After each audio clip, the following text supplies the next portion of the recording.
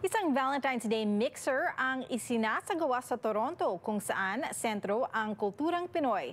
Pero bago ito nagsimula, pinasilip ng mga organizer sa ating kasamang si Kisha Balatbat ang kanilang naging paghahanda. Ngayong Valentine's Day o Araw ng Puso, isang Valentine's mixer ang inihanda ng Filipino restaurant na Islas sa kanilang pangalawang lokasyon sa Toronto.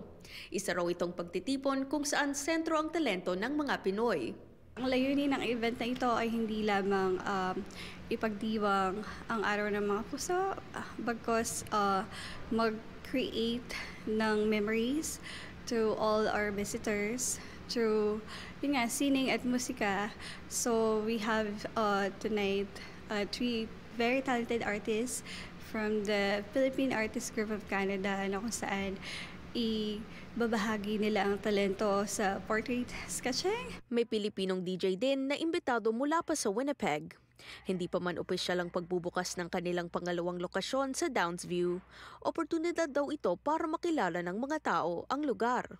Pagkakataon din nila ang mixer para makihalubilo sa komunidad ang mga nag-iisa ngayong araw. Alam na natin minsan, especially this kind of weather na winter, na iba, they feel na nag-iisa sila.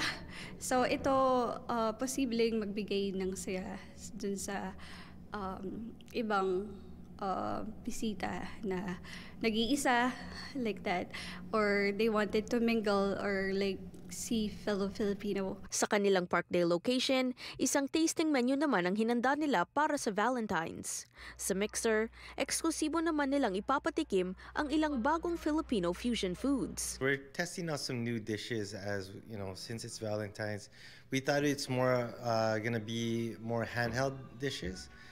Because it's a mixer, I thought I would try to use some flatbreads. So I'm gonna do a couple of flatbreads. One where I'm gonna top it with laing and green jackfruit.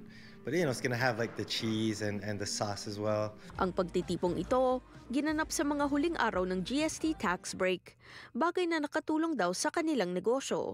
Yung pagtaas ng sales namin, makikita namin since December, January and February. Especially January kasi yun talaga yung pinaka-slow. So at least, GST gives more room to our customers to spend more. Sa mga hindi nakapunta ngayong Biyernes, maaari pang abutan ng mixer sa Sabado. Kisha Balatbat, Omni News, Toronto.